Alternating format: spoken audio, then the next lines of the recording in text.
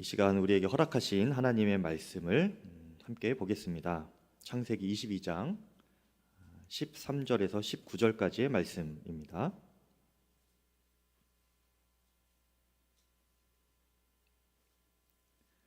창세기 22장 13절에서 18절까지 읽겠습니다. 창세기 22장 13절에서 18절까지.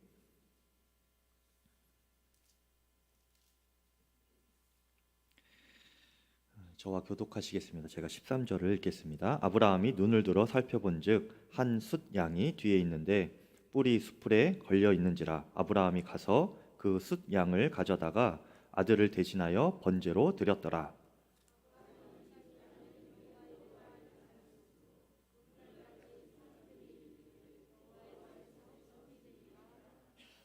여호와의 사자가 하늘에서부터 두 번째 아브라함을 불러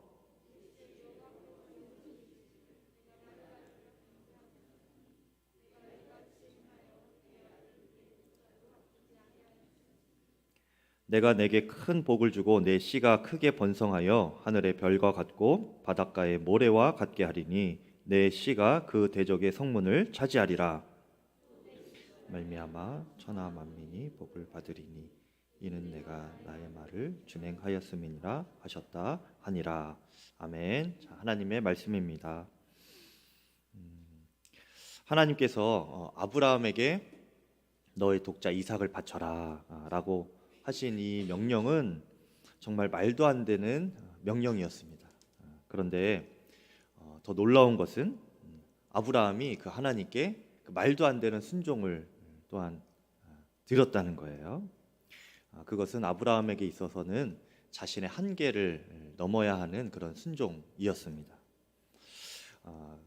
어떻게 그렇게 순종할 수 있었을까? 그 이유로 제가 지난 시간에 말씀드리기를 아브라함이 자신의 자아가 죽었음을 고백하는 그 믿음으로 순종했기 때문이다 이렇게 말씀을 드렸습니다. 이미 자아가 죽은 사람은 생각해 보면 여러분 한계가 없겠죠. 이미 죽었는데 무슨 한계가 있겠습니까? 그러니 이 아브라함이 나는 죽었습니다 이런 마음으로 순종할 때에 자신의 한계를 훨씬 뛰어넘는 그 순종을 할 수가 있었던 것이죠. 또 우리가 그렇게 십자가에서 이미 자아가 죽었음을 믿고 그렇게 십자가를 통과해야 어떤 삶을 얻을 수 있다고 했나요? 십자가를 통과해야 부활의 능력, 부활의 영광을 맛보며 살아갈 수 있다 말씀을 드렸습니다. 그래서 우리 모두가 자아가 이미 죽었음을 고백하고 그 믿음으로 살아갑시다 이렇게 말씀을 드렸지요. 아브라함이 그 십자가를 통과하면서 믿음의 시험과 연단이 끝이 나게 된 것이었습니다. 그런데 이렇게 시험이 끝난 아브라함이 믿음의 조상이지요, 여러분. 그러면 믿음의 후배들인 우리들에게 자신 있게 해줄 수 있는 한마디가 무엇일까 봤을 때 그것이 바로 오늘 말씀에 나오는 여호와 이레입니다. 여러분 함께 해볼까요? 여호와 이레. 자, 여호와 이레. 네. 여기 이레라는 말 속에는 보다라는 뜻이 담겨 있어요. 보다. 그리고 준비하다라는 뜻이 담겨 있습니다. 그래서 여호와께서 보셨다가 준비하신다 그런 의미가 담겨 있는 것이 여호와 이레입니다. 하나님은 준비하시는 하나님이시라는 말이죠. 제가 제 큰 아들이 있는데 원하는 것을 정말 다 해주고 싶은 마음이 많이 있습니다. 그런데 여러분도 자녀를 이렇게 양육해 보셔서 아시겠지만 교육상 그것을 다 해줄 수가 없지 않습니까? 그렇죠? 다 해주면 어떻게 됩니까? 아이를 망치죠. 그래서 교육상 아이에게 다 해줄 수는 없어요. 제가 그럴 때 이제 사용하는 저의 방법, 저의 도구가 있는데요. 바로 장바구니입니다. 여러분 인터넷 쇼핑몰에 보면 장바구니 아시죠? 네, 쿠땡 뭐 이런 인터파땡 뭐 이런 곳에 장바구니가 다 있습니다. 그래서 그곳에 제가 이제 아이가 이제 평소에 이제 생활하고 또 이렇게 말하는 것을 이렇게 들었다가 좋아하거나 또 눈여겨 보았던 아이템들이 있으면 아이가 좋아하는 것이 있는 것을 제가 이렇게 딱 보게 되면 제가 그것을 이렇게 딱 찾아봐요. 그리고 이제 장바구니에 넣어놓습니다. 장바구니 여러분 뭔지 모르세요? 다 아시죠? 네, 그 쇼핑몰 인터넷 쇼핑몰에 장바구니라는 것이 있습니다. 거기 인터넷 가상 공간인데요. 그곳에 제가 넣어둬요. 그러다가 이제 아이에게 이제 좀 미션을 줍니다.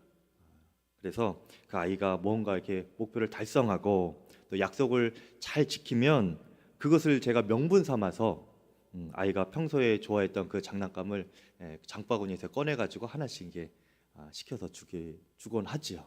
네. 여러분, 여호와 일의 하나님이 바로 이런 하나님이십니다, 여러분. 우리에게 필요한 것들을 다 이렇게 보고 계셨다가 무엇이 필요한가 보고 계셨다가 준비해 두세요.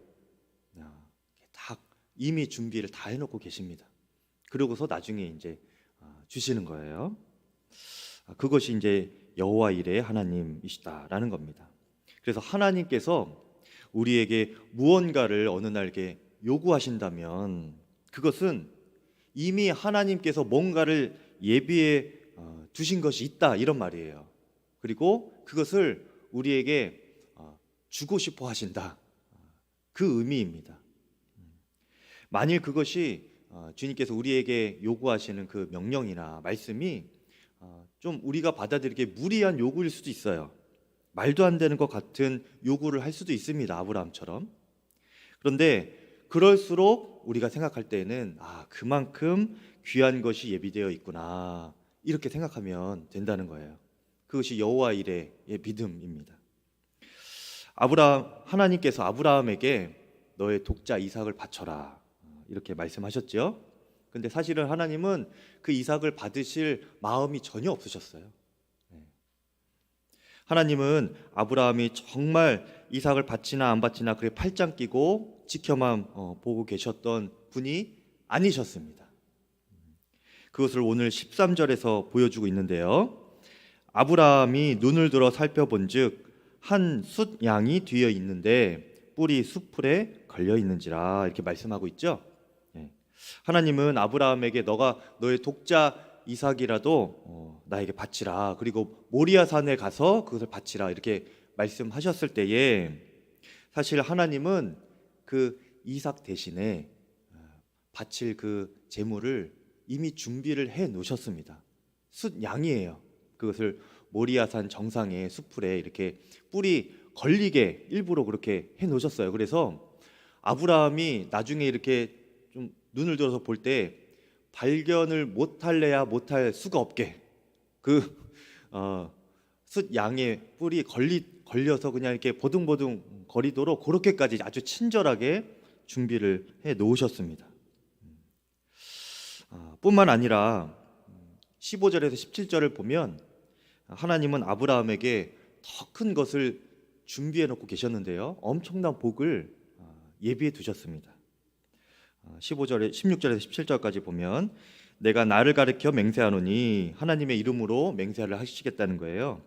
내가 이같이 행하여 내 아들 독자까지 아끼지 아니하였은즉 내가 내게 큰 복을 주고 내 씨로 크게 번성하여 하늘의 별과 같고 바닷가의 모래와 같게 하리니 내 씨가 그 대적의 문을 얻으리라. 또 내 씨로 말미암아 천하 만민이 복을 얻으리니 이는 내가 나의 말을 준행하였음이라, 순종하였기 때문이다, 이렇게 말씀하셨습니다. 하나님은 아브라함에게 그가 상상할 수도 없는 엄청난 복을 이미 준비하고 계셨습니다. 아브라함이 모리아 산에 올라가서 이런 여호와 일의 하나님을 경험하게 된 것이죠. 그러니 아브라함은 믿음의 후배들인 우리들에게 하나님이 어떤 분이신가 이렇게 만약에 이 자리에 나와서 알려주게 된다면 이렇게 말해줄 것 같아요. 여러분, 하나님은 이런 분이십니다. 여러분이 하나님을 믿어도 이런 하나님을 믿어야 합니다. 하나님은 빼앗고 망하게 하고 그러려고 우리에게 요구하시고 명령하시는 분이 아니십니다. 하나님은 분명 가장 좋은 것으로 이미 예비하고 계신 그 하나님이십니다. 그러니 그 하나님께서 무슨 말씀을 하시든지 여러분 두려워하지 말고 그대로 순종하십시오. 그렇게 아브라함이 말해줄 것 같아요. 실제로 하나님은 우리를 위해 모든 것을 준비해 놓으셨습니다. 죄로 인해 괴로워하는 죄인에게는 용서의 은혜를 준비해 놓으셨고요. 육신이 병든 자에게는 치유와 건강을 준비하고 계시고, 가난한 자에게는 그래서 그 가난 속에서 고통당하고 있는 자들에게는 풍요한 삶을 준비하고 계십니다. 근심이 있는 자들에게는 평안을 준비하고 계시고요. 그렇게 하나님은 우리를 위하여 너무나 좋은 것들을 다 준비해 놓으시는 좋으신 하나님 아버지이십니다. 아멘이신가요? 네. 그런데 안타깝게도 많은 성도님들이 이렇게 좋으신 여호와 이레의 하나님을 실제로 경험하지 못하면서 살아갈 때가 너무나 많이 있습니다. 그저 하나님은 까다로우신 하나님이시고 지키기 어려운 명령을 하시는 하나님이시고 나에게 뭔가 빼앗아 가시려고 좋은 거 다 바치라고 하시는 그런 하나님으로만 생각하는 이들도 의외로 많아요. 왜 그럴까요? 그것이 14절 말씀의 이유를 알 수 있습니다.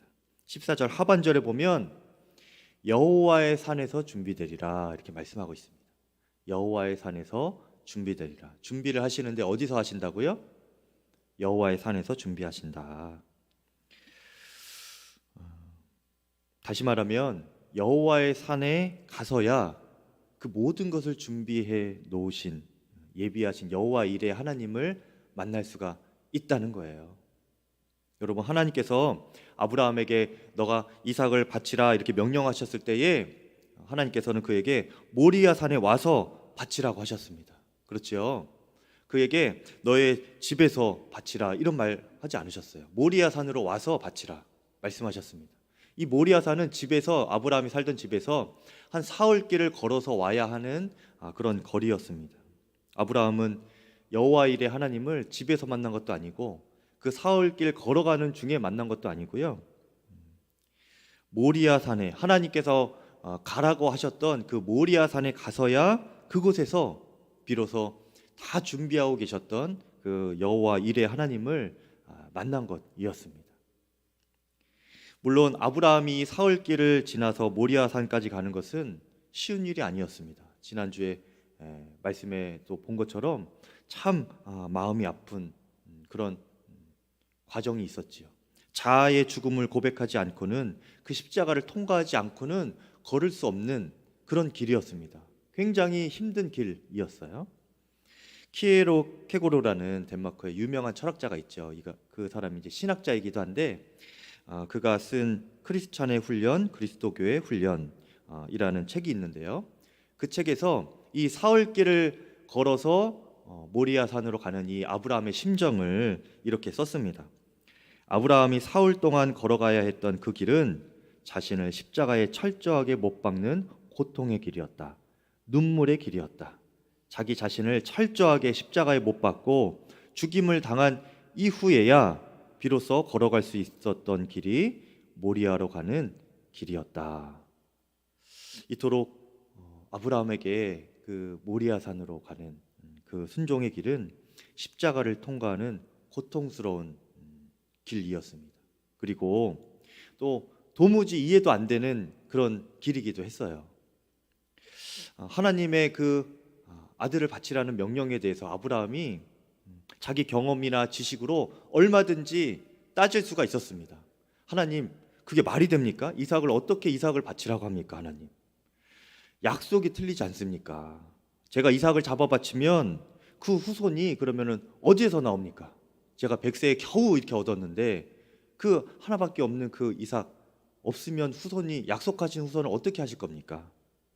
하나님은 사람을 잡아서 바치는 그 인신제사, 이방 그런 아주 짐승 같은 사람들이나 하는 그런 인신제사를 하나님은 금하지 않으셨습니까? 싫어할 분이 주님 아닙니까? 그렇게 따질 수도 있는 거예요. 그렇죠? 저는 도무지 못하겠습니다. 하나님, 어떻게 아비가 자식을 잡아 죽여서 바칩니까? 하나님께 이렇게 따지고 들 수 있는 겁니다. 맞는 말이죠, 여러분. 아브라함 말이 틀립니까? 하나님께서도 들으시고 아주 꼼짝 못하실 만한 그런 이유가 아브라함에게 있었지만 이 아브라함은 따지지 않았습니다. 하나님께서 말씀하신 것에 그대로 순종했어요. 아시스의 성자인 프란시스라는 성자가 있었는데, 그가 운영하던 수도원에 어느 날 이 수도원을 같이 섬기고 싶다 하는 지원자 2명이 왔다고 합니다. 프란시스가 그 사람들을 데리고 이제 테스트를 해보려고 정원으로 데리고 갔어요. 그래서 그곳에 데리고 가서 지시하기를, 이곳에 이 밭에다가 배추를 거꾸로 한번 심으십시오. 그렇게 지시하고 어디론가 가버렸어요.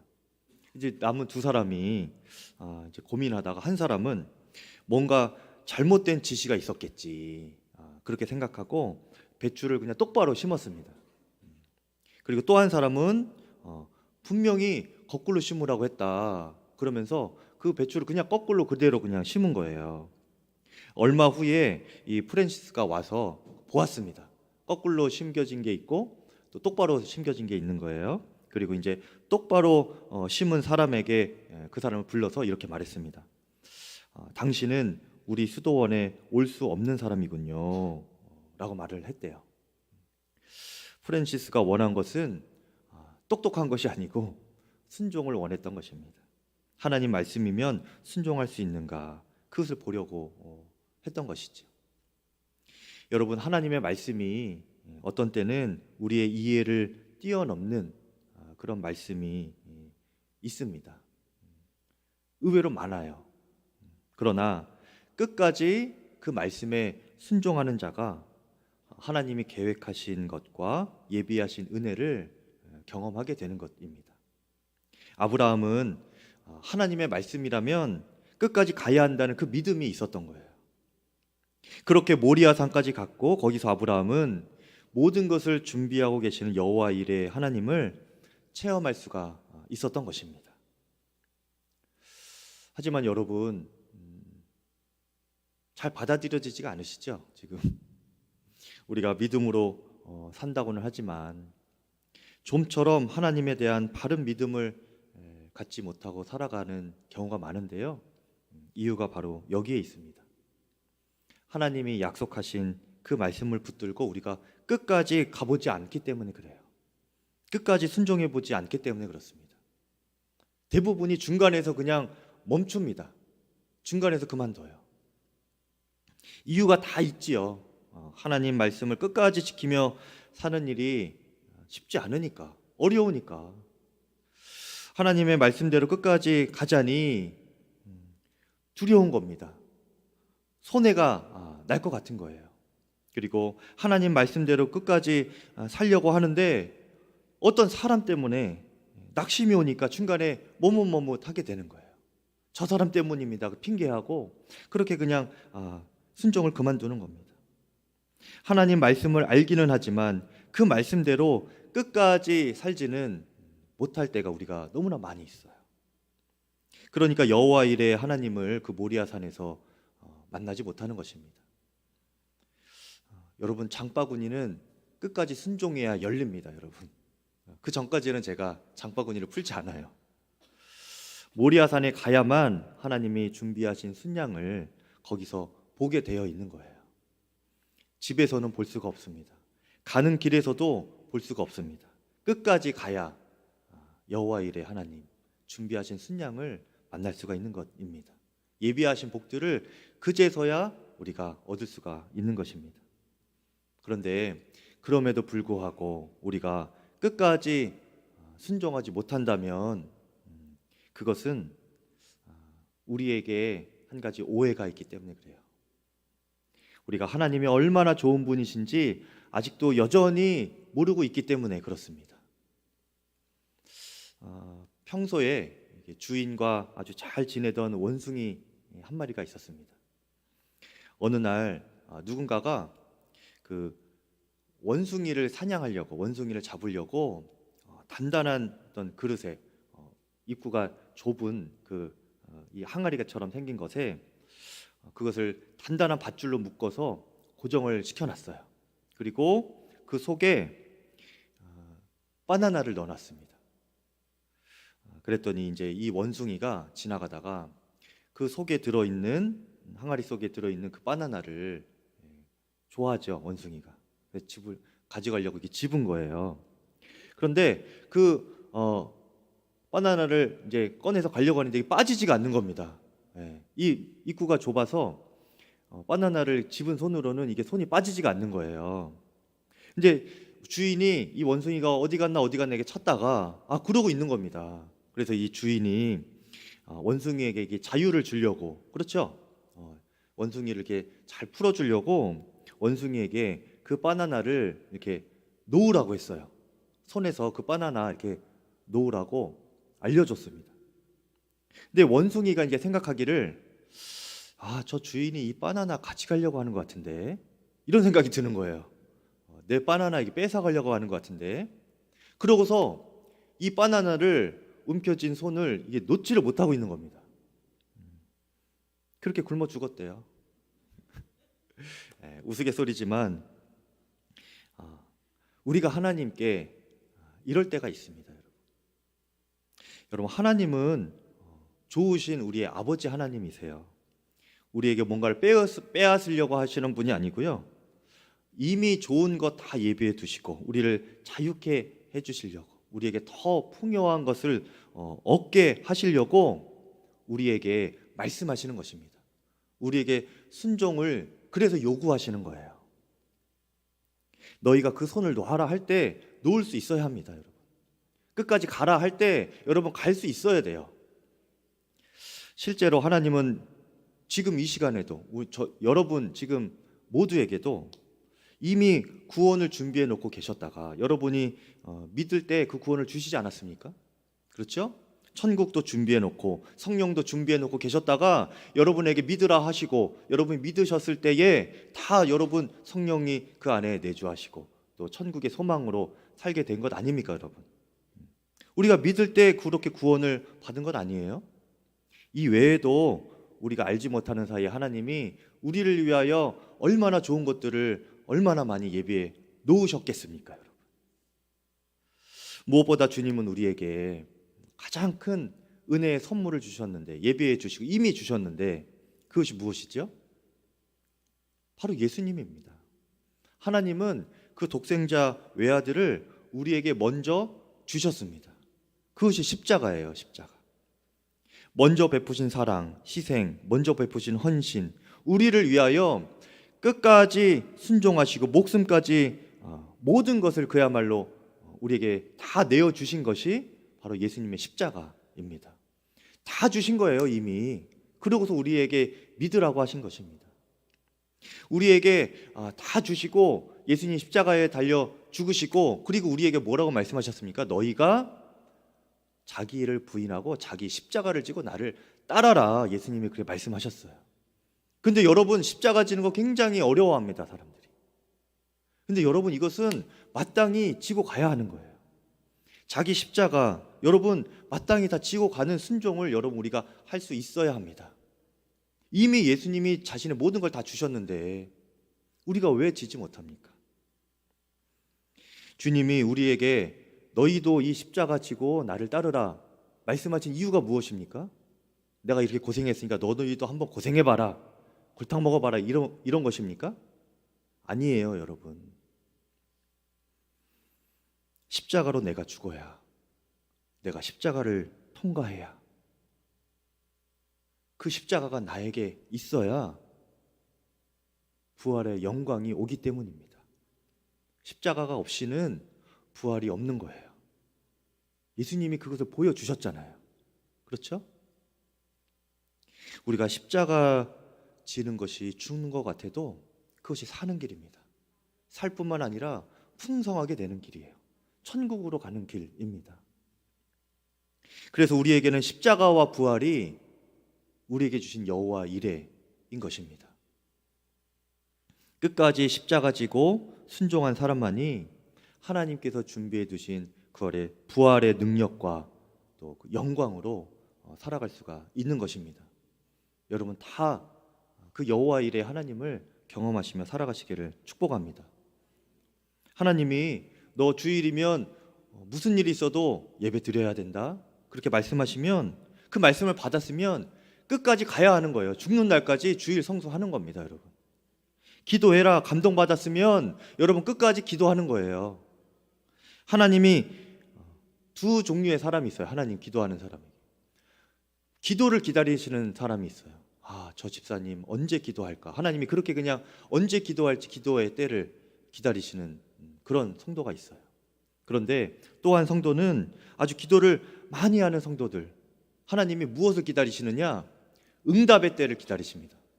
저 권사님 저렇게 기도 매일 저렇게 하는데 내가 언제 응답해줘야 저 권사에게 가장 합당하고 가장 좋은 응답이 될까? 그것을 고민하고 기다리시는 거예요. 하나님이 여러분 응답의 때를 기다리시는 그런 기도의 사람 되기를 축복합니다. 우리가 중간에 멈추면 그것도 안 되는 거예요. 그런데 그렇죠. 하나님이 언제 응답해 줄까? 내가 장바구니에서 언제 꺼내 줄까? 이거 기다리고 계신데 중간에 그냥 그 멈춰버려. 그러면은 안 되는 겁니다. 끝까지 기도해야 되는 거예요. 그래야 여호와 일의 하나님을 만나는 것입니다. 너 자존심 버려라, 너 죽어라 말씀하시면 그대로 죽어야 하는 겁니다. 자존심 버려야 하는 거예요. 나를 어떤 연약한 사람으로만 만들려고 그렇게 자존심 버려라, 죽어라 말하는 것 아닙니다. 여러분. 그것을 통해서 그렇게 죽어야 하나님께서 주시는 부활의 기쁨, 소망, 감격, 즐거움이 있기 때문에 우리에게 죽으라 하시는 거예요. 정직해라 말씀을 받았으면 조롱받아도 다 망할 것 같아도 하나님 말씀대로 끝까지 정직하게 기업을 경영하고 또 돈을 운영하고 그렇게 살아야 하는 것입니다. 끝까지 그렇게 순종할 수 있기를 바랍니다.